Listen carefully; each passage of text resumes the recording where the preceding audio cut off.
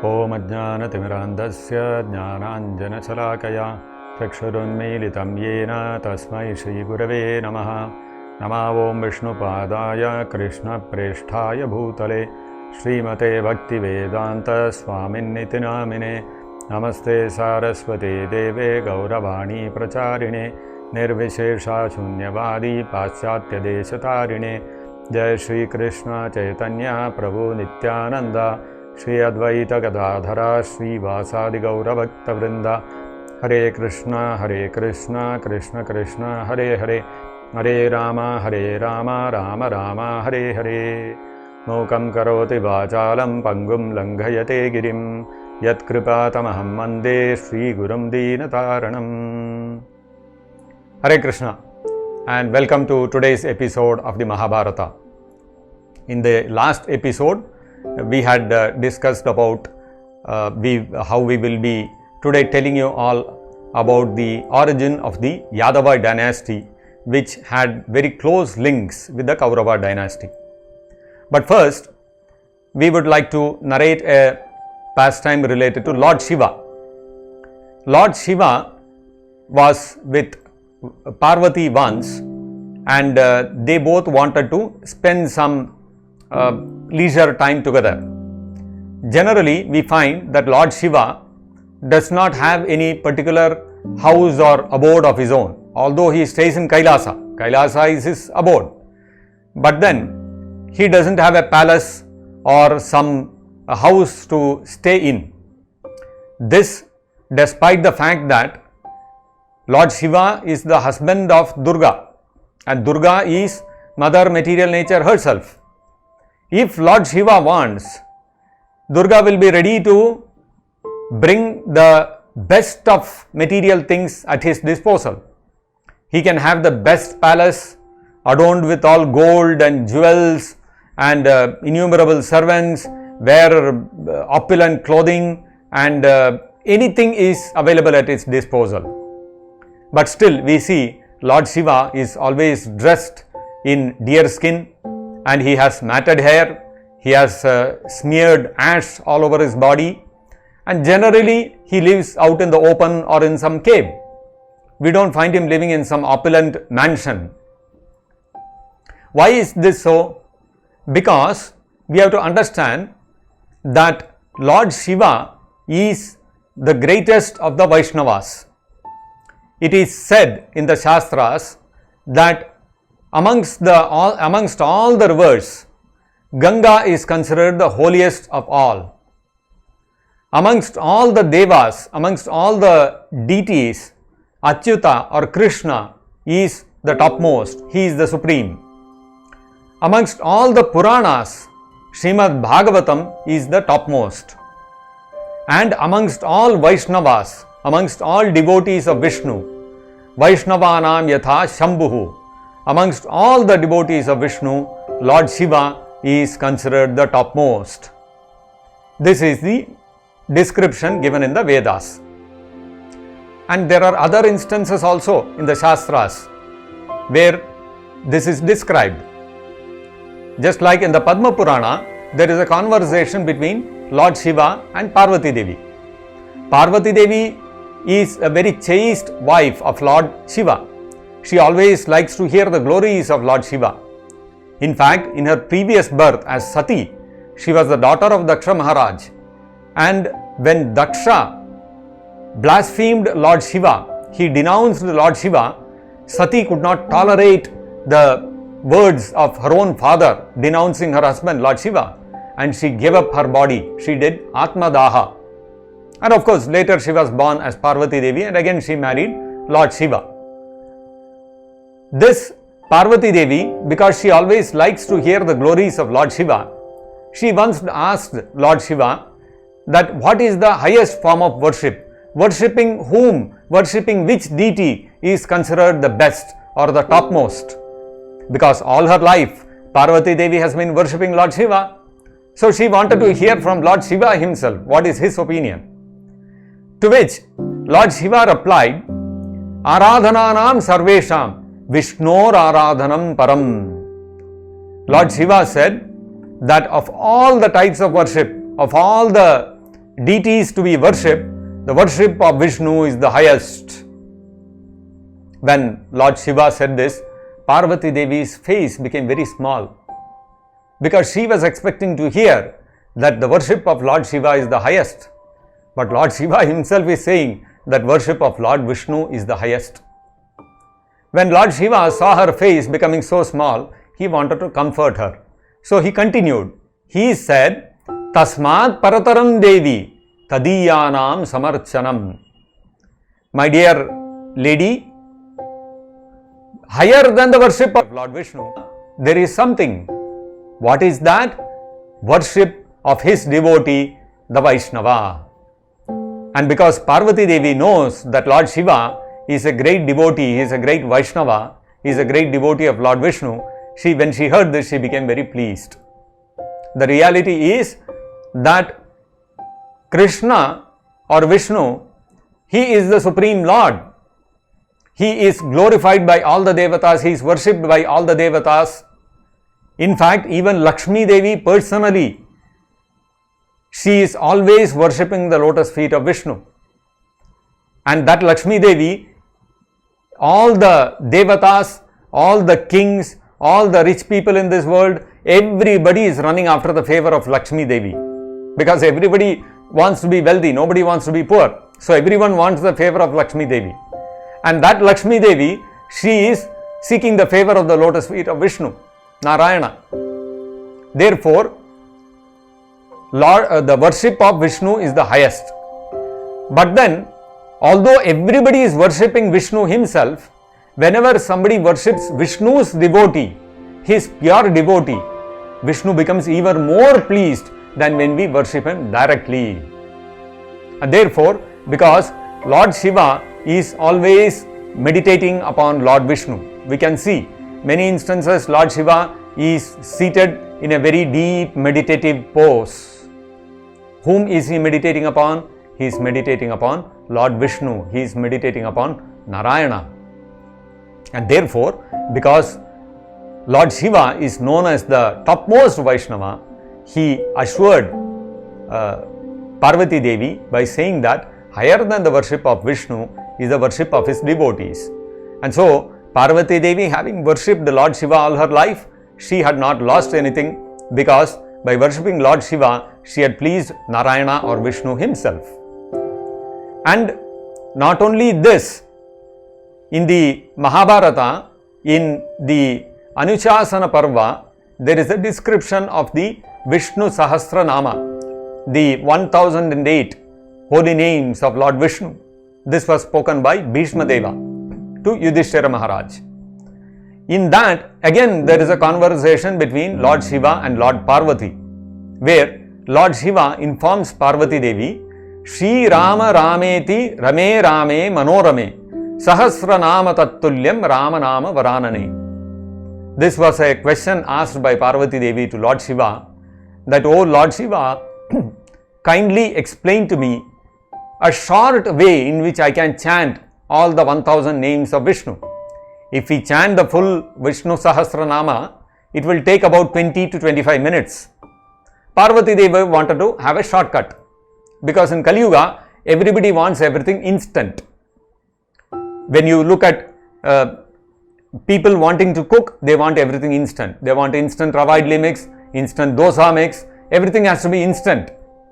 I remember when I was young, when I used to go to my native place, I would ask my mother, I feel like eating dosa. So my grandmother would soak some rice and some urad dal overnight. Next day morning she will call me, come. You want to eat dosa, no? Come. She will put everything and give me grinding mortar. Not the mixer grinder of today. Those days mixer grinder was still not in vogue. Not even the big motorized grinder. The stone grinder which with hand we had to grind. So I had to sit and I had to grind with my hand all the rice and urad dal, and after half an hour of hard work, sweating, the batter will be ready, and then after a few hours, my grandmother would make dosas and give it to me. Those used to be the days. Now, will anyone sit and do that kind of grinding? No, you go to the mall and buy one MTR ready dosa mix, or there are even other companies which are nowadays selling ready-made batter, fresh batter. You go and buy that and go to your house, have a tawa and start making. So that's how people are. So nobody has the patience to chant the entire Vishnu Sahasranama. And therefore Parvati Devi asked Lord Shiva, can you tell, is there some shortcut by which I can get the benefit of chanting the entire 1000 names of Lord Vishnu without having to spend 20-25 minutes on that? To which Lord Shiva replied, Shri Rama Rameti, Rame Rame Manorame. He told Parvati Devi that by chanting Lord Rama's name thrice, Shri Rama Rama Rameti, by chanting this holy name of Lord Rama thrice, Sahasranama Tattulyam, it is equivalent to chanting the entire Sahasranama. And not only this, Lord Shiva told Parvati Devi, Rame Rame Manorame, I take great pleasure in chanting Lord Rama's holy name. Why? Because Lord Shiva is such a great devotee of Lord Krishna, Lord Vishnu, that he is always absorbed in meditating upon him and chanting his holy names. And all devotees of Lord Vishnu are very, very renounced. They have no inclination to enjoy any of the material pleasures within this material world. Lord Shiva, being the greatest Vaishnava, he is totally disinterested in material enjoyment. That's why, despite having Parvati Devi, Durga Devi as his own consort, who is ready to bestow all the opulences, material opulences at Lord Shiva's lotus feet, he is not at all interested. He doesn't even have a proper house, not even a hermitage he builds for himself. He lives out in the open. This is the great position of Lord Shiva. In fact, we can see how Lord Shiva is carrying on his head Ganga Devi. Why? Because Ganga Devi, she came into this material world when Vamana Dev's lotus feet, his big toe, pierced the covering of this universe. The spiritual river, Vaitarani river, flooded into this material universe. And Bhagiratha, he wanted to bring down Gangaji from the celestial planets to this earthly planet. But then, to bring her down, her force was so much, falling from the outermost envelopes of the universe into this earthly planet, that if the force was not checked, she would wash away the entire earthly planet. So somebody had to check the Bhagirathi before she fell onto the earth. And so Bhagiratha requested Lord Shiva, and that is how Lord Shiva decided to help Bhagiratha. And how did Lord Shiva stop the flow of the Bhagirathi before she hit the earth? He could have stopped her with his feet, or he could have stopped with his hands, but he chose to first take her on his head. Why so? Because whenever you go to some Lord Vishnu's temple, they will give you some Charnamrit, some Tirtha. The moment we get the Tirtha or Charnamrit, what do? We sip a few drops and then we sprinkle on our head.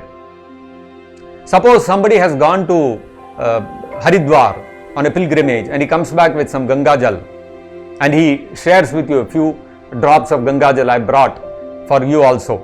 What you will do? You will take that and sprinkle on your head as well as all your family members. It's a common practice. Why do we sprinkle the Ganga Jal and the Charnamrit on our head? Because the Charnamrit or the Tirtham has washed the lotus feet of the deity, and therefore we sprinkle on our head.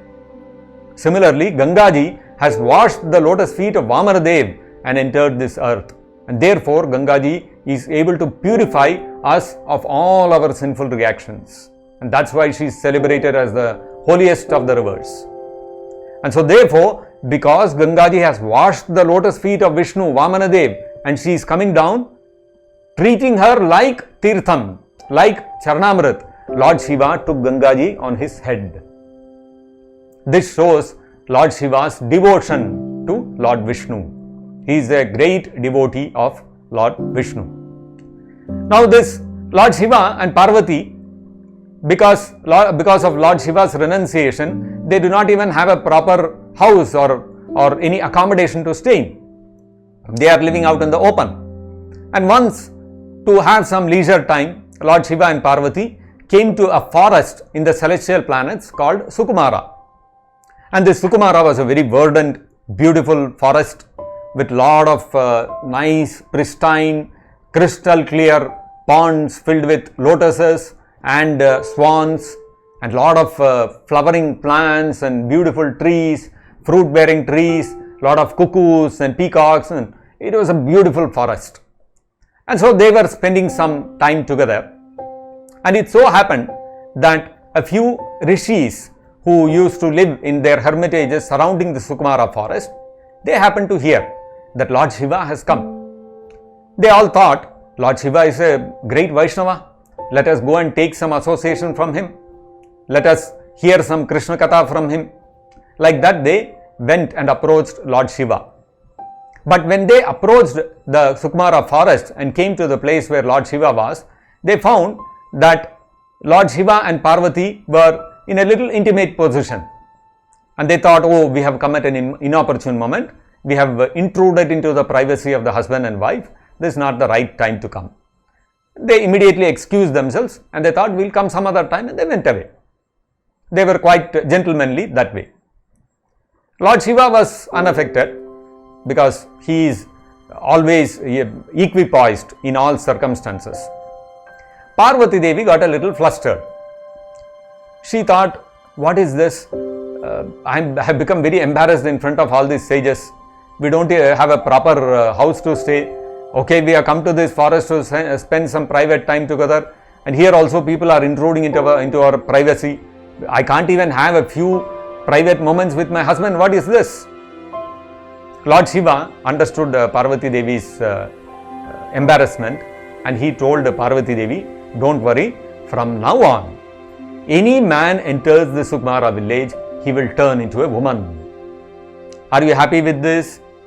Parvati Devi said, oh, now I am happy. Now I will not get embarrassed before any man who may intrude into our privacy. And like this, Lord Shiva pleased Parvati Devi. Now what this incident has significance as far as the Mahabharata is concerned and on the Yadava dynasty, we will see that shortly. Now we come back to the beginning of the creation.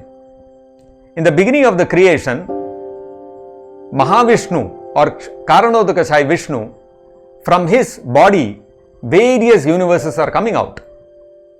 And when a particular universe comes out of Mahavishnu or Karanodakashayi Vishnu, who is the first Purushavatara, into each universe, the second Purushavatara, Garbhodakashayi Vishnu, enters. And from this Garbhodakashayi Vishnu, from his navel, a lotus sprouts on which Lord Brahma is created. Lord Brahma is born. Now this Lord Brahma, from his mind, he generated various sages as his sons. One of the sages was Marichi. And this Marichi had a son by the name Kashyapa. This Kashyapa Muni married many daughters of Daksha Maharaj, who was another son of Brahma. And this Kashyapa and Aditi, they had 12 sons known as Adityas. Because they were sons of Aditi, they were called Adityas. The youngest of them was Urukrama or Vamanadev. And little elder to him is Lord Indra. And because Vamanadev is the younger brother of Indra, he is also called Upendra. Varuna was another son of Kashyapa and Aditi. Now, we have to understand that the demigods or the devatas are all born from the 12 Adityas as well as from the sages who are born of Brahma. The other sages born of Brahma also give rise to many other sons who all become devatas or demigods. So devatas are all created ultimately by Brahma, and Brahma himself is the son of Lord Vishnu. And therefore, we have to understand that all the devatas are appointed officers of Lord Vishnu to manage the affairs of this universe. And their term also keeps getting over and new people take up those posts. For example, Indra is a particular post. Now this in this particular time, in this particular yuga, we are seeing how Indra has been born as a son of Kashyapa and Aditi. Later on, when his term gets over, somebody else will occupy that post. Somebody else will occupy the post of Varuna. Somebody else will occupy the post of Chandra, etc. This is how all the devatas are actually, they are posts filled by various jivas. You and I, both of us are jivas. You and I can also become the Indra or Chandra or Varuna. Even up to Brahma we can occupy any one of the posts. How to understand this? It is very simple. Just like in our country, we have one person who is called a Prime Minister, and there are many Chief Ministers. Now all the Prime Minister, the Chief Minister, President, all of them are citizens of India like you and me. But then, because they have got a certain qualification or they have been voted to power, for whatever reason, they have been elevated to the post of Chief Minister and Prime Minister in this country. And they have a term. After 5 years, then they have to go for re-election. If they are re-elected, again they will serve in that post. If they are not re-elected, somebody else will occupy that post. The point is that you and I can also become Prime Minister or Chief Minister, provided we qualify ourselves for that. Similarly, all the devatas are also jivas like you and me. If you develop enough punya karma and you are a sufficiently good devotee of Lord Vishnu, then you can also become an Indra or a Chandra or a Surya, or you can even become Lord Brahma. It is possible. So, the devatas, the demigods, are all one category known as Jiva Tattva, and they are highly qualified people who are occupying that post, who are appointed there for a certain duration, for a certain tenure. But Lord Vishnu is not like that. He is not like you and me. You and I can never become equal to Vishnu or Narayana, because he is the Supreme Lord himself. He is not a jiva like us. This is the differentiation that we have to understand between the devatas and Lord Vishnu.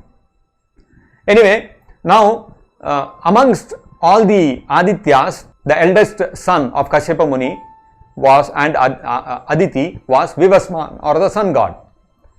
And this Vivaswan's son, one of the sons of Vivaswan, was Shraddadeva Manu, who is also known as Vaivasvata Manu, because he is the son of Vivaswan. Vaivasvata Manu, for a long time, he did not have a child. And then he asked this family priest, Vasishta Muni, to conduct a yajna by which he got a benediction to get a child. And Vaivasvata Manu wanted a son, whereas his wife wanted a daughter. So finally, they got a daughter and they named the daughter Ila. But Vaivasvata Manu was unhappy. He was deeply wanting that he should have a son.